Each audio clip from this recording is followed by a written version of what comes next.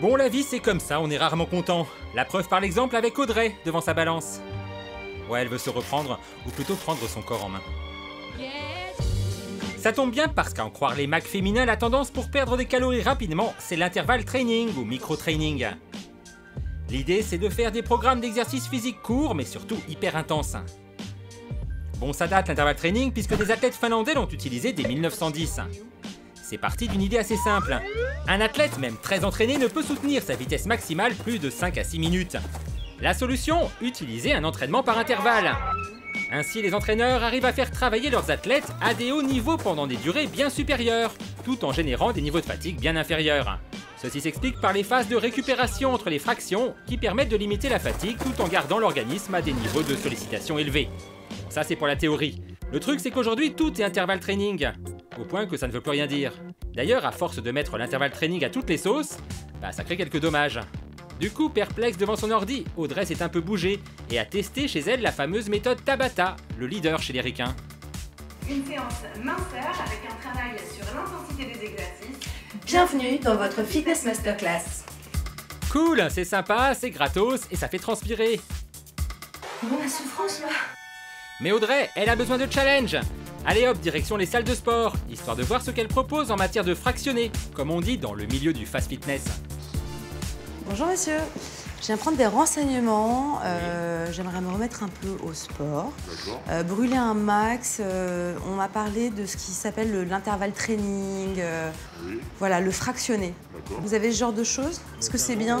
Si, c'est bien. On cherche à brûler des calories, c'est ces trois-là. Ouais. Pump, attaque, combat. C'est vraiment les trois. Pump, attaque, combat. Ouais. Brûler des calories, c'est exactement ce qu'elle cherche, Audrey. Et apparemment, c'est pas la seule. Il y a du monde un peu dans ce genre de cours. C'est les cours phares? C'est forcément ceux qui vont ramener plus de monde. Ouais. Cependant, c'est accessible. Accessible? Financièrement si on veut, c'est 20 € de l'heure. Par contre, de là à savoir si c'est adapté à Audrey, qui n'a pas fait de sport depuis qu'on ne peut plus fumer dans les lieux publics, bref, tenace, elle pousse une autre porte.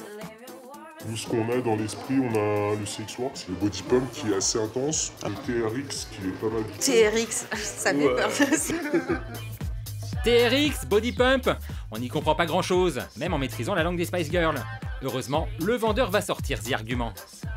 Éliminer plus de 700 calories en une séance. Waouh, 700 calories en moins d'une heure? Ouais, exactement. Waouh. Ah oui, 700 calories, c'est pas rien. Bon, Audrey a fini par se jeter à l'eau.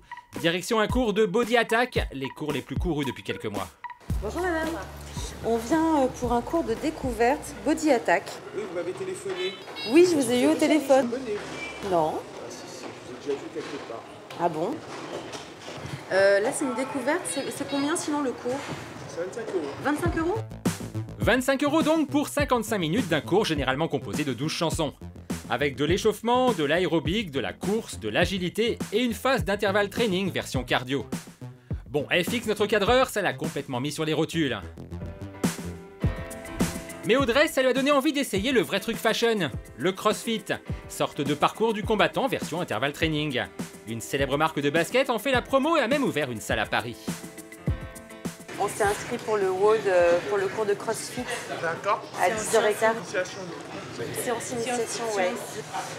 En fait, nous, on cherche surtout des cours d'intervalle training, de fractionné. C'est quoi la différence avec le CrossFit?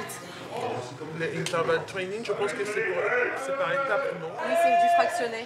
En fait, nous, on travaille, le CrossFit, c'est un mélange haltéro, gym et cardio.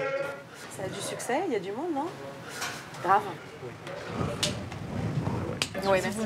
Ça coûte combien ce cours? Une séance, c'est 25 €. Une séance, c'est 25 €? Ça va, c'est le même prix que dans des salles classiques finalement. Ouais. Bonjour. Salut, c'est enchanté. Audrey, enchantée. C'est Audrey. Une première. Super.